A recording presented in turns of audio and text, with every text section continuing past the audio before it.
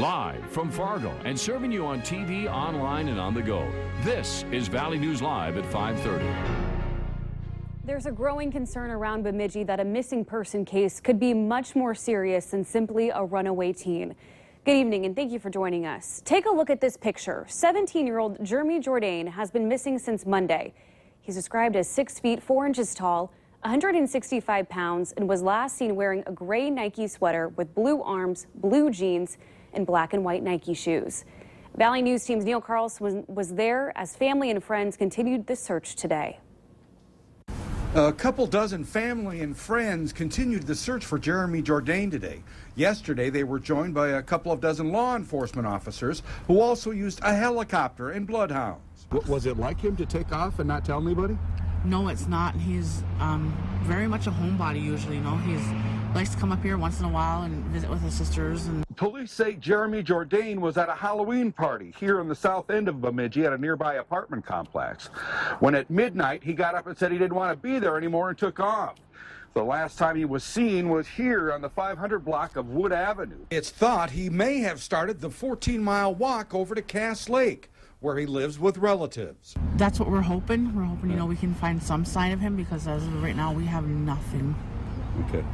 You're not worried somebody had it out for him or anything like that? Or? No, he's a very likable kid. He's, you know, calm. He's doesn't get into confrontations or anything. Today we are focusing more on the investigative part of it. We're looking at talking to all the people that were at this gathering to find out what they know, if they have more information or have gained information from yesterday after they found out that Jeremy was in fact missing. And while police work the investigative angle of this case today, family and friends continue to search for a young man who has simply vanished. He's had no activity on his social media accounts or on his gaming accounts, and he's a big game player too.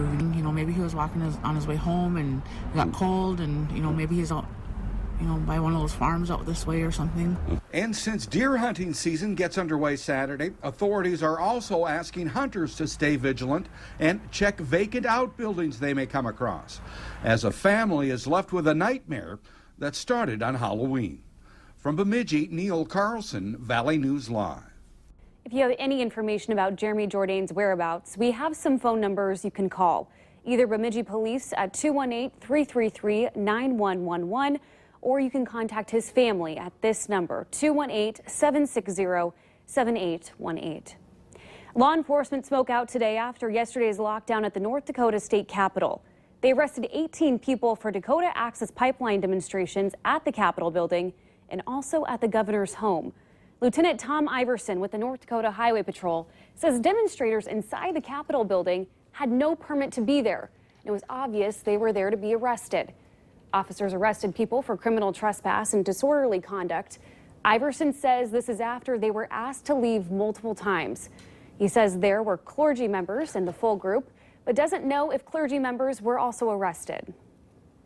I've referred to us in the past as not being a side. It's not a side of law enforcement. It's not that you are either with the protesters or with the police. We're not on opposite sides. We're an independent group that is out there to protect everybody. Iverson says one person protesting inside the Capitol building was actually carried out by officers after refusing to walk. The Dakota Access Pipeline protest has sparked a lot of conversation, but some of that has led to misinformation.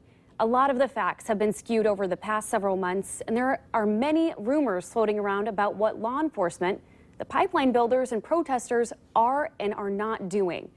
Valley News Team's Cornelius Hawker takes a look at some of the claims and lays out all the facts for us tonight on Valley News Live at 6. Investigators tell Valley News Live that they have someone in custody that could be linked to a woman's death. The body was found around 9 this morning on Highway 32, just north of Lisbon.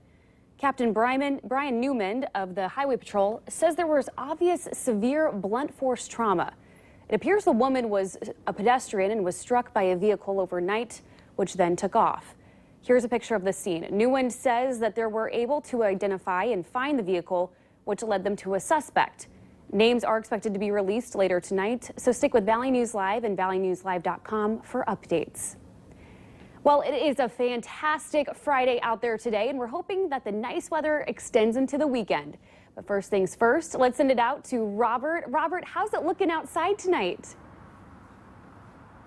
It's looking wonderful. I checked the calendar right before I set out here. Yeah, it's November, but it sure doesn't feel like it out there. Today's high temperatures across the board, 15 to 25 degrees above where they should be at this time of year. And in fact, we had a couple of records. As we take a look at the high temperatures across the area, 72 up in Grand Forks, tied a record high. 75 down in Sisseton, that broke a record high. Both of those records set back in 1975. Current temperatures across the region still well above where they should be at this time of year, but still not too bad out there. Temperatures mostly in the 60s. In terms of winds, it's been very light today, and it's going to remain light tonight. It'll start to pick up a little bit as we head through the day tomorrow and become breezy as we head through the day on a Sunday. Cloud cover, hardly a cloud in the sky, and it's going to stay that way as we head through much of your Saturday. And in terms of precipitation, well, there's none out there with very little cloudiness. Here in Fargo, once we lose the sun, the dry air heats up quickly, but once we lose the sun, it also cools down quickly down into the 50s as we head through the 7, 8, and 9 o'clock hours. The weekend is here. How warm are we going to get? We'll answer that question coming up in just a few minutes. All right. Thanks, Robert. The Hubbard County attorney will not be pressing charges against a man who allegedly exposed himself to two 11-year-old girls earlier this week. We first told you about this story on Halloween. Two girls went to the door of a home in Park Rapids while they were trick-or-treating, and they say a man answered the door naked. Park Rapids police investigated and sent the case to be reviewed. The county attorney says there is not enough evidence to charge that man. A homeless man is in jail after police say he broke into a South Moorhead home. 21-year-old Colby Knudsen was arrested after a Moorhead woman came home and noticed her doors were open.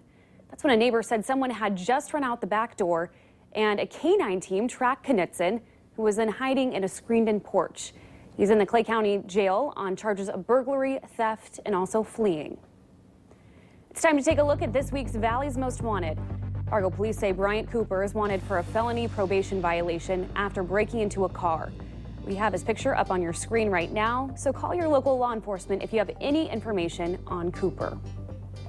One person was sent to the hospital this morning after a car rear-ended a cement truck in South Fargo. The car smashed into the back of the truck near 45th Street and 49th Avenue South. The driver told police the brakes on the car failed. The passenger of the car was the one who was sent to the hospital. There's no word yet on their injuries or if any charges will be filed. Do any of these bikes look familiar to you? The Fargo Police Department says if one of them looks like yours, be sure to give them a call. The department posted these pictures of stolen bikes on Nextdoor in hopes of them being returned to their rightful owners. About 20 different bicycles were posted to the page. If you would like to see more pictures, just head over to valleynewslive.com and click on this story. If you're feeling physically or emotionally drained from the presidential election, well, you're not alone. As Valley News team Samantha Jo Roth explains, new research sheds some light on what is causing your headache or worse.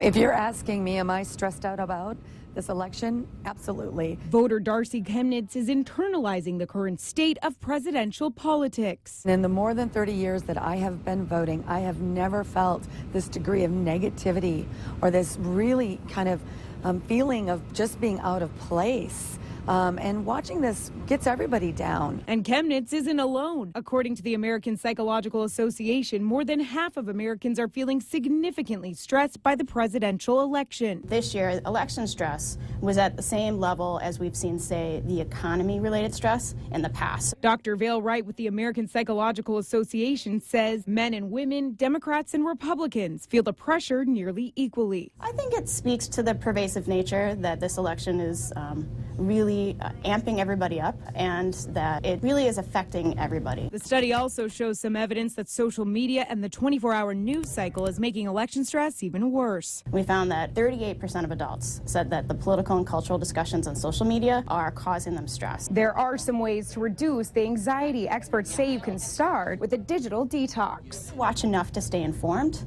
but don't sort of compulsively seek out more and more articles and more television. In the days to come, she recommends avoiding conversations that could turn into confrontations. Vote and keep your eye on the big picture. It is important to remember that the executive branch is just one branch of the government, that we do have these checks and balances for a reason. In Washington, Samantha Jo Roth reporting.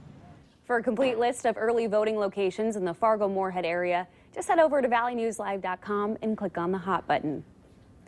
One family-owned business is about to get very busy as deer opener is underway in North Dakota. Once hunters bag their doe or buck, Castleton Cold Storage can make it into jerky, venison sticks, steaks, and more. Owners Craig and Michelle say they think customers came back because of their friendly service and creative recipes. Every year we try and come up with something different, and this year we're trying out some new flavors right now for our showcase, and if those go really well, we'll have those for our venison next year. Minnesota's deer opener begins tomorrow morning. And of course, remember to like Valley News Live on Facebook so you can follow the latest news, weather, and breaking news updates anytime on your feed. Just search Valley News Live, like our page, and you'll stay informed throughout the entire day. IKEA wants you to immediately anchor one of its dressers or return it because another child is dead. We've got details still ahead tonight. Today, a gorgeous day across the region with light winds, lots of sunshine, and temperatures well above normal. When does the heat wave end, if ever? We'll let you know coming up right after this.